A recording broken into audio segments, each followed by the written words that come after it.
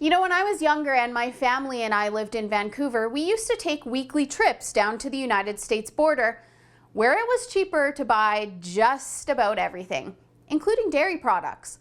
The trip to Bellingham, Washington was only about 45 minutes to save a bunch of money, and so many Canadians do it now that they've had to build a bigger Costco there to offer more services. I don't want to age myself too much here, but that was over a quarter of a century ago. So it's really not a new thing that Canadians are crossing the border to buy their dairy products in the States because it's just that much cheaper.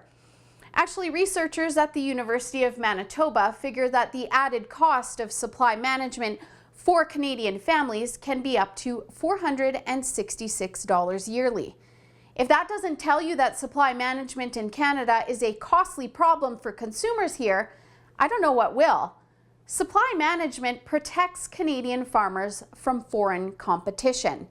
Producers pay ridiculous amounts of money for quotas in order to be able to operate, and those quotas are limited. So because quotas are limited, that also means that supply is limited, and this leads to higher prices. There are also duties imposed on foreign dairy products. There are also tariff rate quotas to factor in. And when products being imported are over the limit, higher access commitment fees have to be paid. These are government protectionist measures to keep foreign products out of the Canadian market. And it's these tariffs and protectionist measures that make Donald Trump think NAFTA isn't a fair deal, and he's calling the Canadian government out over it. Dairy tariffs can be up to 270%, and the Canadian government attacked a competitive American product, diafiltered milk, under NAFTA. It was yet another protectionist measure to keep American product out of Canada because Canada simply couldn't compete. This is because Canadian dairy farmers are busy producing butterfat, which is in demand, and this leaves a product of skim milk, not the desirable diafiltered milk that cheese and yogurt producers are after.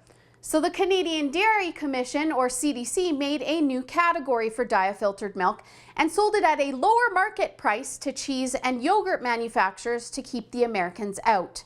Of course, this angered American farmers. We all know that no matter what Justin Trudeau says, NAFTA is more important to Canada than it is to the United States. Trudeau may say that we're their most important trade partner, being that we do business with 35 states, but they only rely on over 10% of Canadian trade in 2 states, and they're less reliant on foreign trade than we are. So what is really in this for Canada? Or should I say Canadian politicians? This is a classic example of the government completely destroying an industry simply by being in the business of running a business and for political greed. Canadian governments, both left and right, have maimed the family dairy farmer simply to pander to them for votes. And yes, I'm looking at you too, Conservatives. There is absolutely nothing conservative about protectionist measures or nosing your way into business. These politicians put themselves and their parties above the family farm and above the consumer. Have you ever wondered why conservative politicians have been on the side of an unconservative measure? You see, there used to be over 100,000 dairy farms in Canada, mostly in Ontario and Quebec, where most of the population is, which means that this is where the election is usually decided in Canada. That's a really significant figure if you're thinking about how many votes a political party can manage from farmers, their families, their suppliers, and their customers under the guise of protecting their interests. And now, according to Statistics Canada, and by 2014, there were only 11,000 dairy farms left in Canada, and they're mostly in Quebec.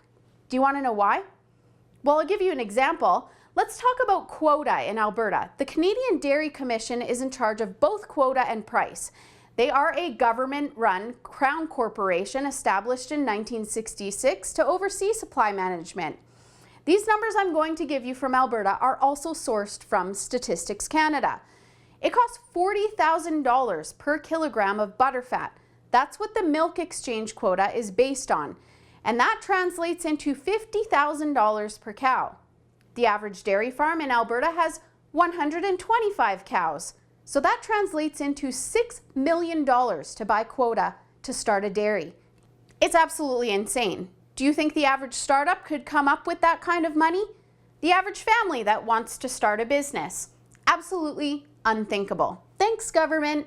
So the government has provided these protectionist measures to about 8% of farms in the country at the expense of the industry, the family farm, and the consumer. They've set prices above global market to keep the few dairy farms out there afloat, all while kneecapping an industry just to get votes, which are essentially just a drop in the bucket at this point. And there's more.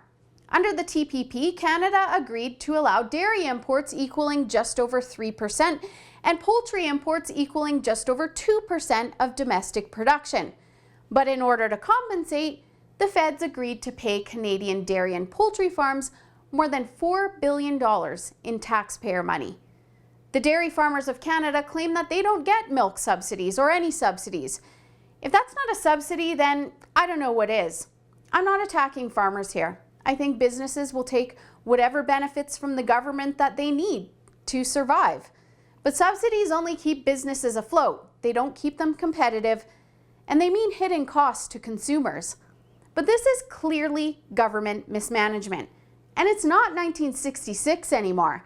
Let's be honest, the states also subsidize their dairy industry, which lowers their prices, all thanks to the government. But Canada also subsidizes their dairy farms and keeps prices high with supply management. For whatever reason it is that President Trump is after Canada for dairy trade, he's right. NAFTA needs to be renegotiated because that means we're that much closer to scrapping supply management once and for all. He could also be pandering for votes too.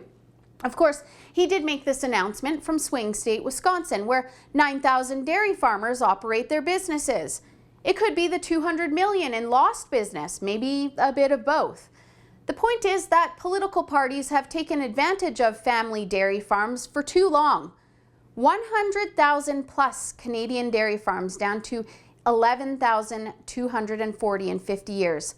That's what governments being in the business of business actually does to a business. They have decimated an industry by 10 times, more than 90%, by following through with protectionist business measures to get votes that don't really protect the family dairy farm at all. They destroy it. They've supported these policies at the expense of the Canadian consumer, not only with increased shelf prices, but with the hidden costs of taxpayer subsidies. The free market should reign, and these shackles that have been placed solely for political capital and gain from our dairy farmers should be loosened so that they can be set free. The Canadian family dairy farm has always been great. Let's just make it competitive again. For the Rebel.media, I'm Holly Nicholas. Thanks so much for watching. Don't forget to sign up for our new Rebel Canada YouTube channel so that you don't miss out on the other side of the story in the latest Canadian news.